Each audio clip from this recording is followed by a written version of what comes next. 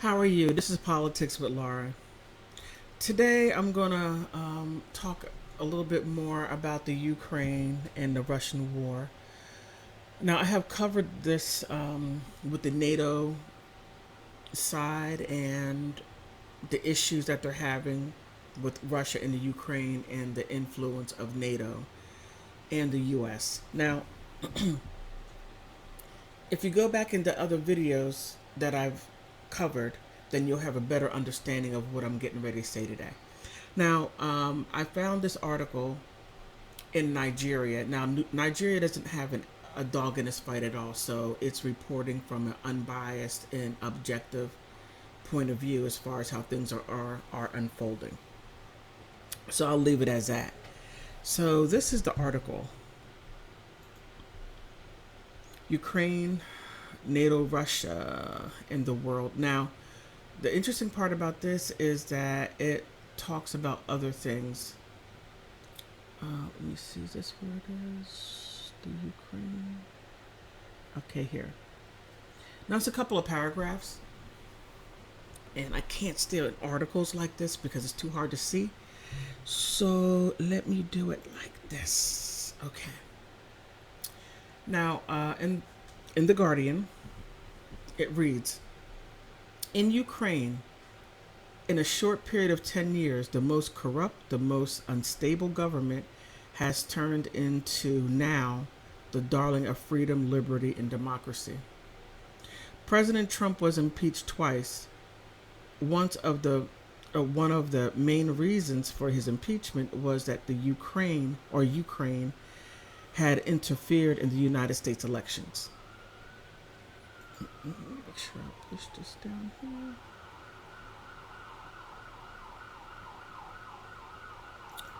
Too much noise. It is important to point out this interesting relationship between Ukraine and Russia to understand how the Russians felt about Ukraine. Rightly or wrongly, consider Ukraine seeking independence as a betrayal. It's like an insider that has gone out to betray by leaking secrets of the family. And if you go into the Warsaw Pact, then you'll have a better understanding of that statement right there. And that statement is very, very, very true. But if you go back in my other videos, you'll understand why. Everyone, including the U.S., has a good side and a side that is not so good. Sometimes the other side overtakes. When it does, you should be able to say yes. Maybe, or I'm sorry, these were the kinds of things they used to do, but that doesn't mean that what they did was justified. Okay, push this down.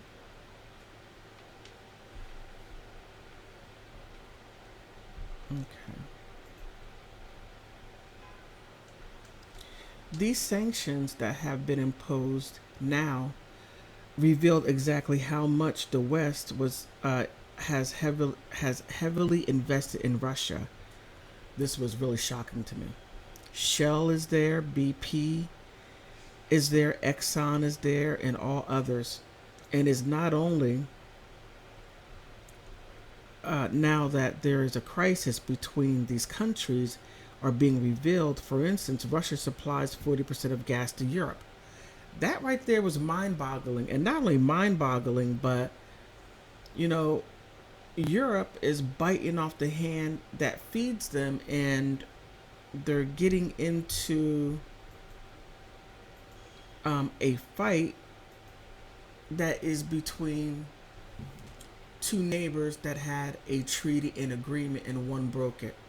So I'm going to leave that right there. Okay. There are more other lessons to learn from what is going on in Ukraine. The war in Syria, 6.9 million Syrians were turned into refugees. They are not. They got into Europe And countries like Hungary and Poland adamantly refused to allow them in their country. Oh my goodness. And and it most definitely showed the world their racism. Hey, it is what it is. Not only did they refuse, but they also increased the height of the fences within their borders and built a second fence with others that anyone coming into the country illegally should be shot. What we see in Ukraine today is actually the way refugees should be treated. They are welcome, trains provided for them, buses are provided for them. They were carried out of an impossible situation to exist for some time while whatever is going on or whatever is being sorted out. No non white has ever received that kind of treatment from refugees. And that is true. That is how people should be treated. But, you know, it is what it is. So, what is likely to be the end of the conflict, the Russian army and clearly been defeated once by the Russians over perfected the art of attack, attack, withdraw, regroup, and attack again. These were the tactics that were used in defeating Napoleon, and exactly the same tactic they used in defeating Hitler. So, the president withdrawal of Russia from the outskirts of Kiev perhaps may be an indication that they are going anywhere. It might be returning to customs which they are used to withdraw, regroup, and attack again. Nothing in the above is to be construed that the Russians did is supported. Okay. Now,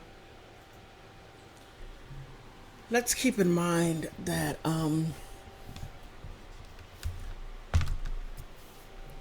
just to recap just a little bit. I'm going to keep this video short. That the Warsaw Pact that has to be honored, and not only that, NATO was supposed to be. NATO exists for one reason and one reason only, and that was back in 1949. NATO was born due to Russia. Due to the Soviet Union. Now the Soviet Union is disbanded. It's been gone for 30 years, but for some reason NATO still exists. And it only existed because of the Soviet Union. No more. But yet, the U.S. is all over this. I said this before. I think that the U.S. wants to get rid of Putin and put in whom they choose for the Russian people. And the U.S. needs to stop that. Because one day, it's going to come home and happen to us. They're going to get rid of somebody, a president that we elected, to put in with whom they choose will be good for us, but for their interest. So stop being a bully. On that note, please like, subscribe, and if you don't like the video, push the dislike button. It still helps the algorithm. But I hope you enjoyed the video, and look at the other videos so you can have a better understanding. And hey, thank you for stopping by. And also, I'm very politically incorrect.